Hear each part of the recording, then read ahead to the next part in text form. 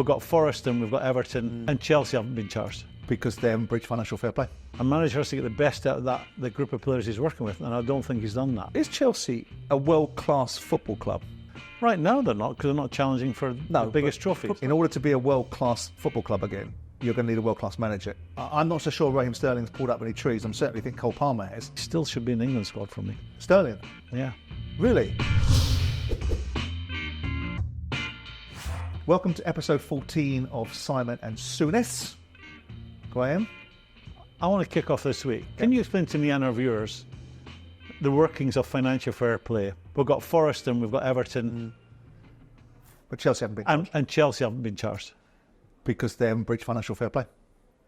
And if Explain they hadn't, it to me. Well, it's very simple. If you've lost £105 million over 3 seasons, then you will be in a situation where you're being charged for breaching financial fair play. Nottingham Forest clearly have. Nottingham Forest didn't have 105 million. They carried 2 seasons of championship losses, which were 22 million a season, and then the 35 for the Premier League. They breached 61 million quid. They lost 61 million quid, more than 61 million quid. Going to Everton, they lost much more than 105 million.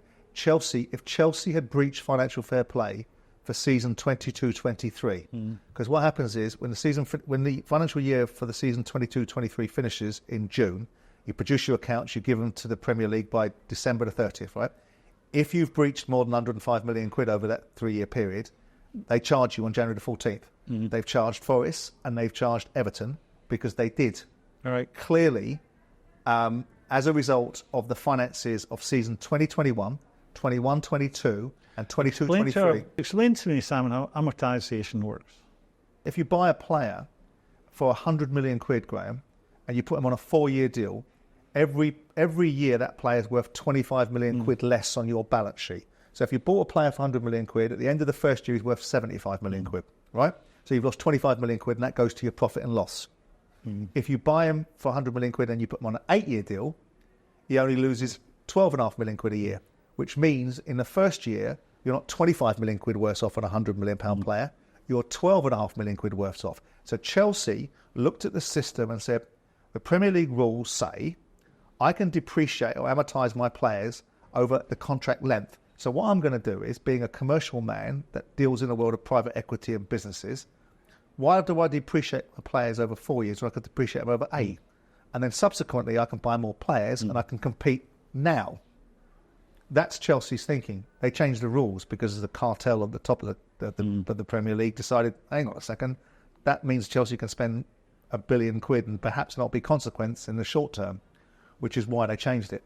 If you were Todd Boehly, do you think if you were in his shoes, do you think he's regretting buying Chelsea?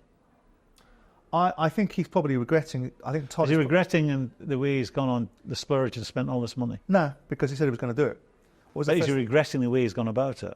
No, I don't think that kind of personality regrets things that they do. I think they regret things they don't do.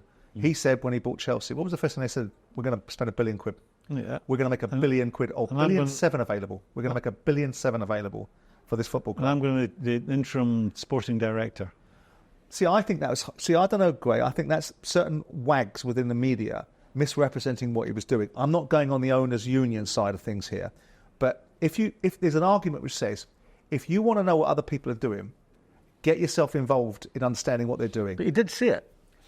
He said that he was going to be involved in the sporting director's role, but that would have, if he's doing it in isolation, if he's doing it without reference and without any kind of football intelligence, and I know you'll make the argument about Marina and about Bruce Buck, and that's a more complicated situation than just booting them out the door. Yeah, but Peter Cech debunked that. He turned around and said on Sky 2 or 3 weeks ago, I'd already decided I was going. So he debunked the idea that Todd Boehly came in like some, North American gunslinger, getting everybody out of the way because they were not fitting his objective.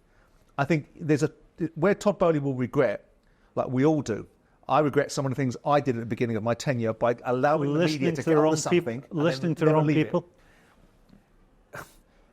He's obviously listening to the wrong agents. But in order to listen to the wrong people, Gray, you've got right people. You've got to listen to the wrong people first to be able to distinguish between the two. In an ideal world, you take a day, go out on the first date, you get lucky first night. In an ideal world, you play blackjack, you get 21 in your first hand. In the real world, you kiss some frogs, and also you pick a bad hand every now and again.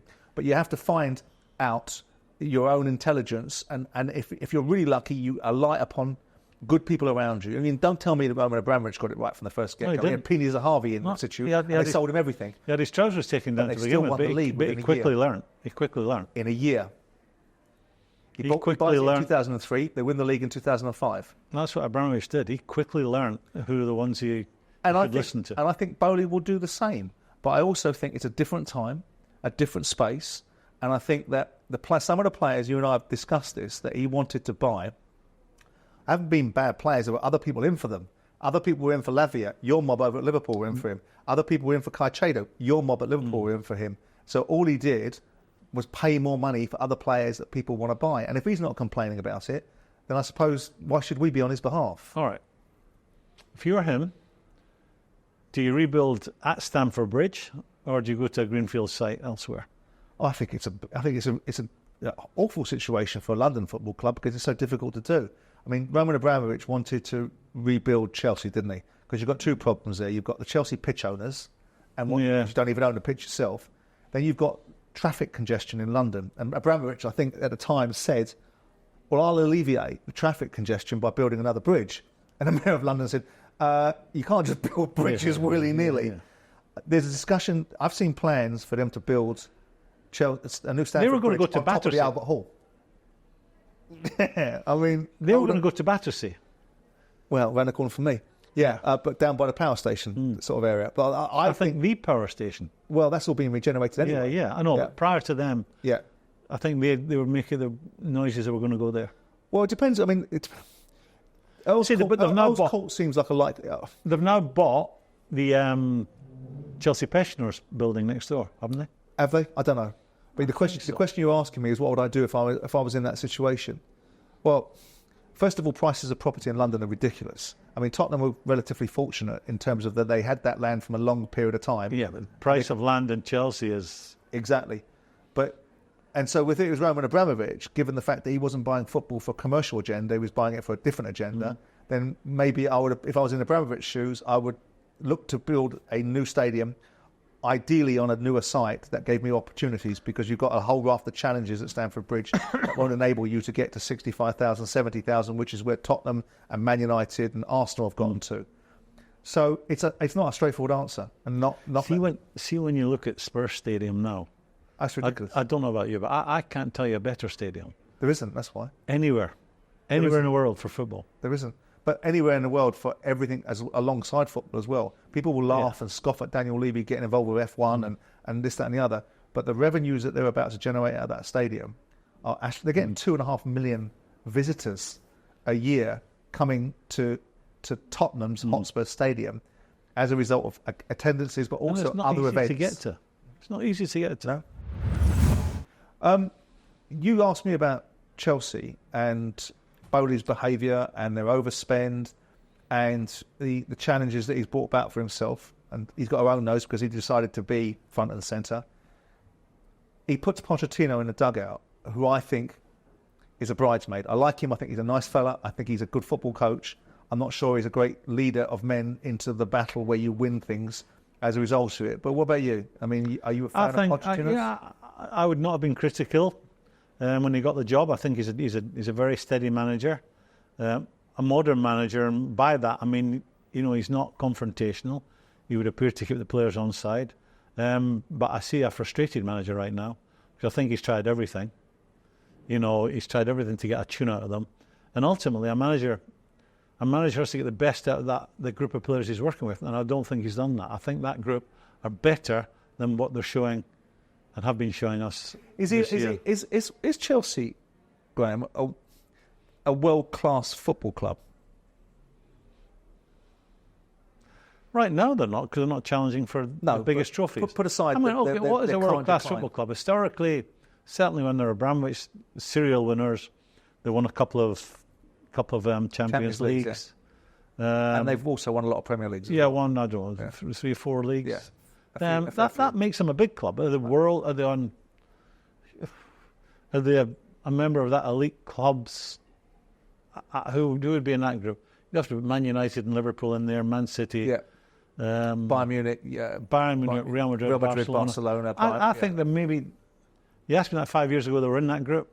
I think now they're just outside. Let me tell you the reason why I'm posing it that way is because it leads to the question, in order to be a world-class football club, you have to have world-class managers. And when Chelsea kicked on with Mourinho after Claudio Ranieri, he was a world-class manager, right? Mm-hmm. No doubt about it. Came in, said what he was going to do, and then had the audacity to go and do it. My question is about Pochettino, which is, in order to be a world-class football club again, you're going to need a world-class manager. Is Pochettino a world-class manager? He's had the Tottenham job and got him to Champions League final, got no investment from Daniel, and then eventually ends up with PSG. You see, I was speaking to my wife about this last night, and she is not interested in football. Mm-hmm. Ancelotti, is he a world-class manager? I would argue most likely yes. How did he do at Everton? But if you're looking at, okay, Everton's not a world-class football club. It's not. But if he was a world-class manager, he would have, which I think he is. It's how he. Well, he was there what the criteria. What the criteria is. And what have they done since he went? And what were they doing before he got there? But he didn't make giant strides. If you look at his CV, he's going to improve anyone wherever he goes. Ancelotti. There wasn't that much of a difference at Everton. So the point I'm making is players, the most important people at your football club. Now, Pochettino came to our country, started at Southampton, had a good group of players. I suppose he finished 8th, 9th, 10th. Got the chance to go to Spurs, struggled to begin with. Then he got Harry into the team around about November. I think Harry got about 18 goals, and the rest is history. Got into the final of the Champions League.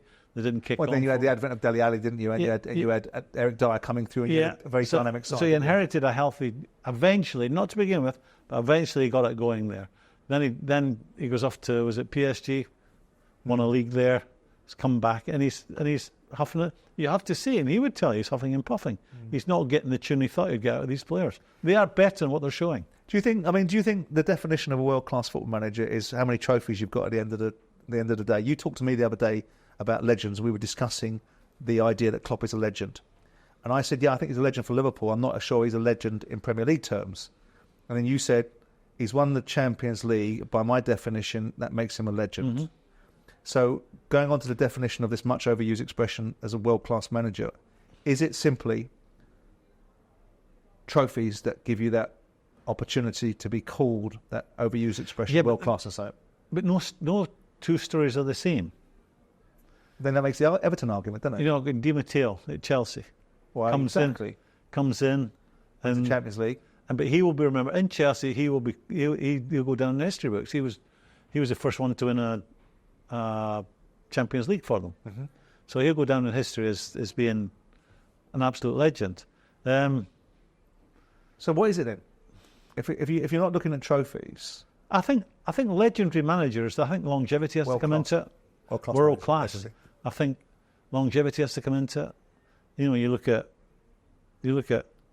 We're talking about Jurgen Klopp. This is his second team at Liverpool.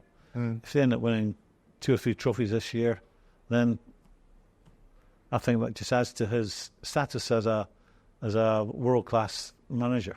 Do you think he's up there with?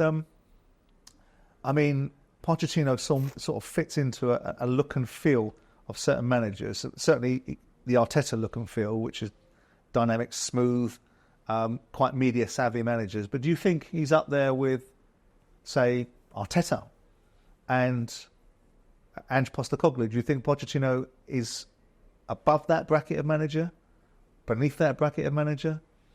I would put them all in the same bracket. I'm thinking Arteta's won an FA Cup. He's doing a grand job as we speak. Pochettino's yet to win anything here in the UK, I think I'm right in saying. Correct. Who was the other one you mentioned? Postecoglou. Well, he's not on the list yet. He's got to win something. But he's doing a very good job. But in your perception, you look at things, you've got very definite views on things. You'll have already worked out in your mind whether you're having somebody or not, right? That one at the end of the career is show me your medals. Yeah. But when we're talking about current managers right now that are likely to achieve things, and ultimately, Chelsea's job, the reason for Chelsea is to win the Premier League, right? Yeah. The reason for Arsenal is beginning to assume the role of beginning to win the Premier League. The reason for Ange Postecoglou is to bring Daniel with him to give him the tools to be right at the top of the Premier League. Spurs supporters will be very happy with Ange right now. depending, and we have had this conversation before, if you go back in Spurs history, get to the final of the Champions League against Liverpool and Madrid with Pochettino, they didn't strengthen after. That was the time to kick on. So Ange this year does really well. They'll end up going into the Champions League, I would think. Yeah. Do they kick on and give Ange a better chance next year to do even better? We can't answer that. If they've got the same group of players again next year, I think that'll be more of the same. Which that might be enough success for Spurs to get into the Champions League on a regular basis right now. That might be enough for them. For Pochettino, I think it's a big job right now to get them up to that level. Unless there's been a year, this year, of bedding these players in, understanding the demands, understanding the manager, and they're a different Chelsea next year. But right now, you'd have to say these players are underperforming at Chelsea. Just as an aside, do you give Levy a lot of credit for Postecoglou and what's happening right now? Because he's recruited. You've been critical of him. You call him my mate every time I give some context to the fact that maybe there's a different argument to be had rather than just Daniel Levy's the reasons why they don't succeed. Well, do you give him credit for Pochettino? Do you now give him credit for picking him? Yeah. Of course. And I think I give more credit to the manager. The bravery is shown in playing the brand of football. But I come back to my criticism of... But that's his brand. Is that bravery? That's just what he does. That's the way he plays. But my criticism of Daniel is that he's been in charge 22, 23 years and won one League Cup. Tottenham was my first love. I know Tottenham are a fabulous football club. I know Tottenham are a big football club. And for shareholders, if there were any, if for the banks, as a business model to make money, that's one you'd follow, what Daniel Levy has done. But it's not a success, it's not a formula to bring you trophy after trophy. Now that might not be his end game. It might be just to build the asset and one day sell it and make a shed load of money. I don't think his end game, without speaking for him, is to put the club in hock to do it. No. Everyone wants to win, right? Come on. Yeah. Right. Do you, talking about winning, I mean, I think he must have practiced this in the mirror and got his little mates, as I said the other day, in the overlap to all snigger around the screen. The blue £1 billion bottle jobs. That was the description that our mate Gary Neville said was the Chelsea's contribution to the cup final against Liverpool. Do you think that's a fair observation for him, or do you just think that's a game they could have won? That's unfair. That's a game they could have won. I mean, there wasn't a lot between the teams. I think the criticism that Chelsea would have got is because Liverpool had the team they had on the pitch at the end of the game. You know, that still weren't rolled over by the £1 billion team that Chelsea were. These were kids. Well, there were 4 or 5 kids on the pitch at the end. Players who wouldn't be first choice in the first 11.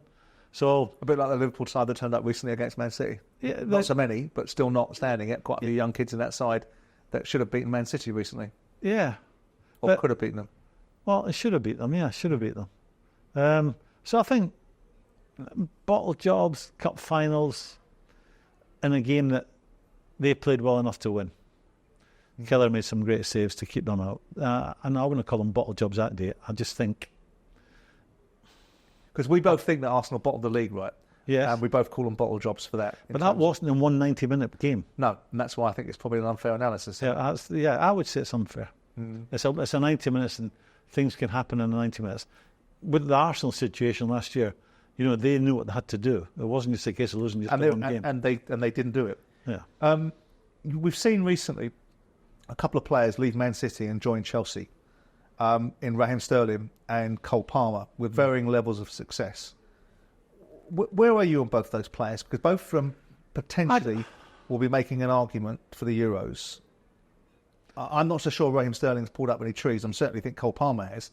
But you look at players differently to I do. What do you make of Raheem Sterling's direction of travel at Chelsea? I think and then subsequently Cole Palmer's? Yeah, because of what he's done for England in the past. You take him to the Euros. You know, the one thing the defenders are absolutely terrified of is genuine pace. He's got that. I think he's suffered by being in a team that's misfiring.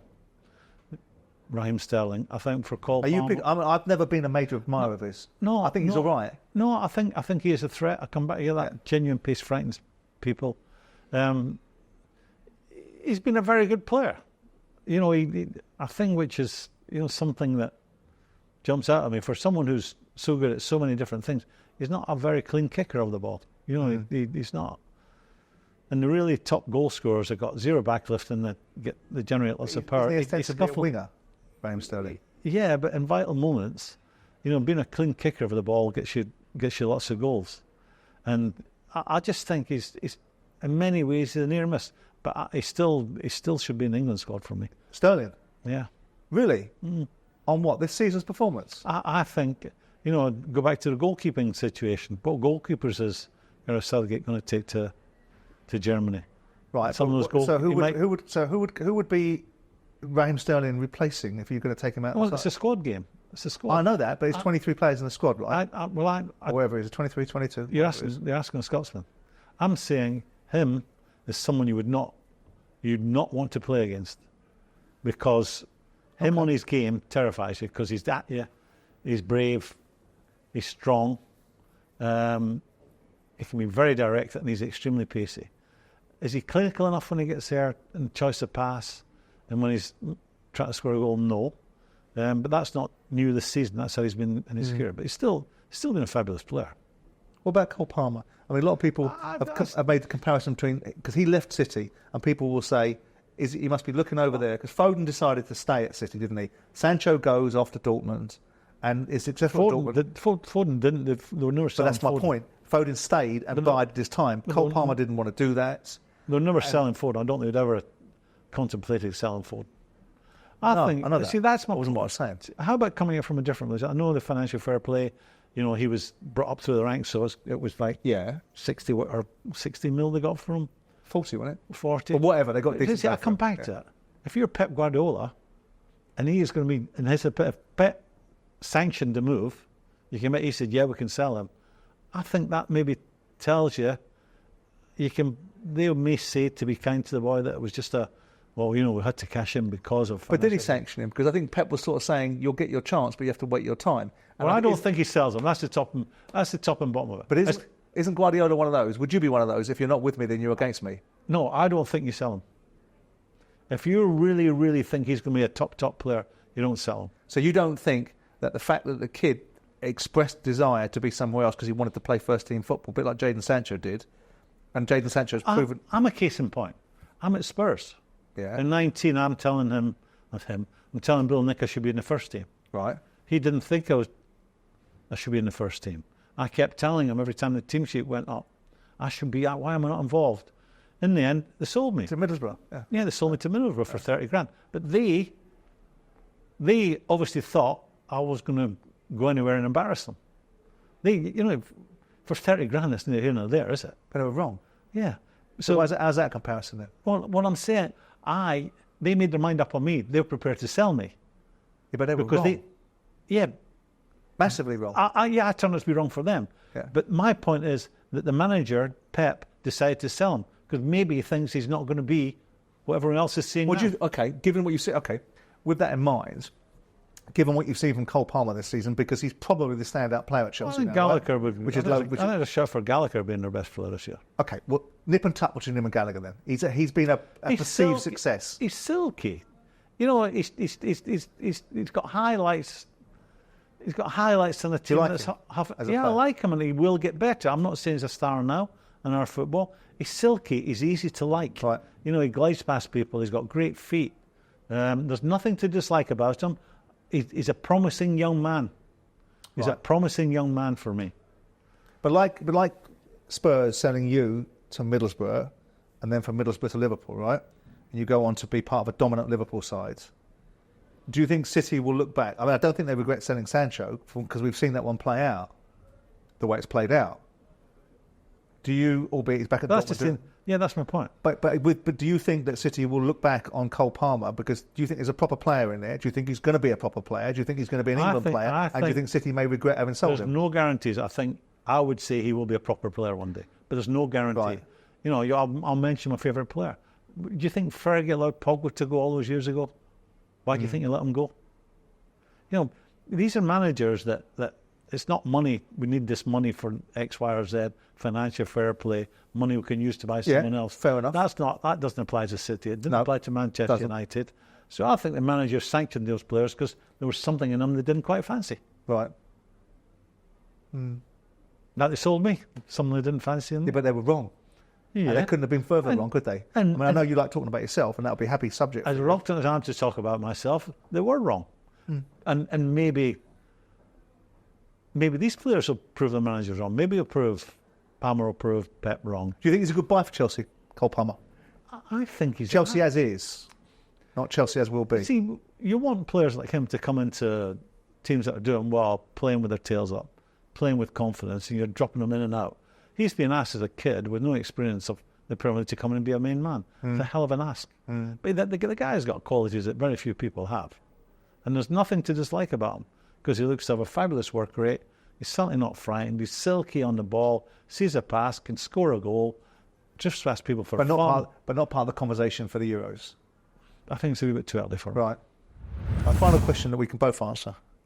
I talked earlier on another show about United. You do a lot of shows, by the way. I do. No, but as you know, show you and I did. Right? Another one of these, not the one you and Jim did, which got not 12 the one that was a top. Not the one you and Jim did that got 12 views. The ones that we do, they get tens and hundreds of thousands, right?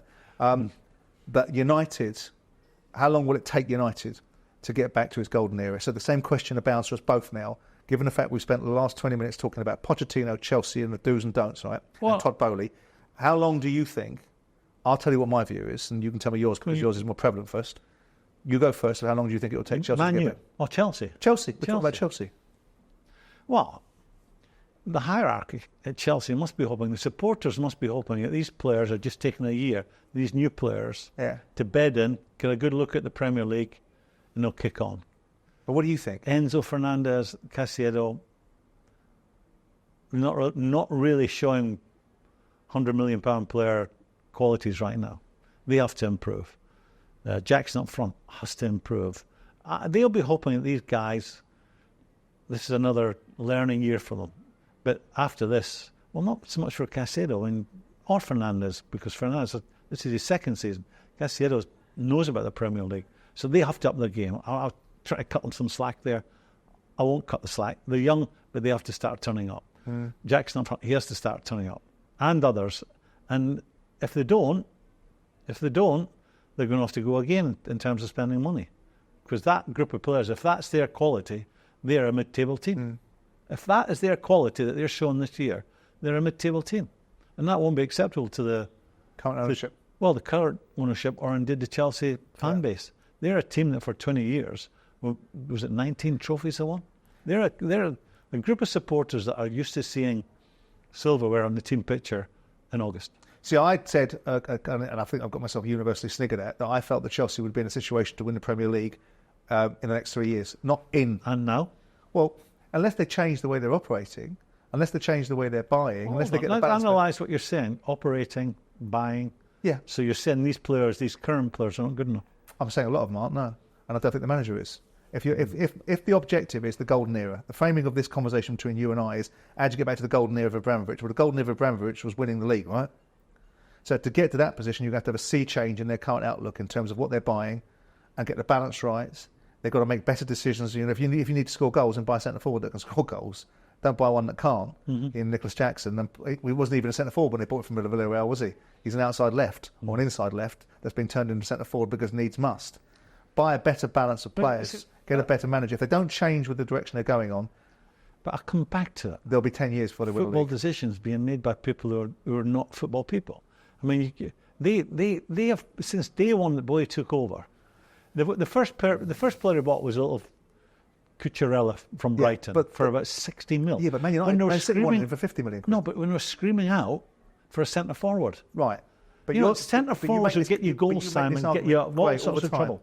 You make this argument all the time about idiot guys coming in that don't understand the football business, that are the wrong people. Not idiots. Idiot guys in the world of football, right? Not in the world of business. No, very sharp people have made money in many different behave areas. Like idiots in the football world. They come into football and they think you can attach logic to football. Forget that. But I concur with that. And I remember the first thing you ever said to me in the first game that I owned at Palace played George Blackburn Rovers away, which was welcome to the madhouse. Absolutely, right? But the point is that it's not just idiot owner or guys coming from other backgrounds that make idiotic decisions. It's about football voices. They'll have listened to football voices, but the wrong ones.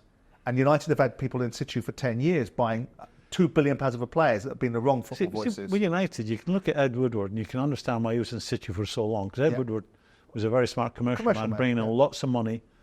So, but that's for me where the crux of the problem is, and the criticism I would lay at the Glazier's door. You've seen what was happening. You must have thought, Gill and Fergie go, there's our football knowledge gone out the door at the same time. Now we're putting it in the hands of someone who's not got football knowledge. And it was very obvious very quickly it wasn't working for them. And they never corrected that. That's a criticism I'd lay at their door. I think Boehly will pivot quicker than Glazers did. Why? Because the Glazers paid nothing for Man United. It was a cash machine. Whereas Chelsea isn't a cash machine, and it's cost £2.5 billion. Who will he be answerable to? He'll be answerable to the private equity guys that he's taken the money from in the first place, which includes himself, Egbali. Whether those two guys are getting on is a different discussion. Mm-hmm. But they've got £2.5 billion of their money and other people's money. They didn't buy it as a philanthropic exercise. They didn't buy it because they wanted it. They didn't buy it because they wanted to image launder. They bought it because they wanted something from it. To make money. And that was success and money. Mm-hmm. I think unless they change, which I think they will, it'll be 10 years. I'm going to put you on the spot here. But if they change, I think they could win it in 3. And I'm going to stay with the same thing as I said. Do you know who they are listening to? No. And if you are, you do. Name names. You know who they're listening to. No. I'm right. Butler. Nothing to do with Butler. Nothing to do with Butler. I just think that's someone else's job to tell you who they're listening to. Right. That's it for episode 14. Great way to end. Well done. The blue billionaire bottle jobs are compounded. See you next time we're out.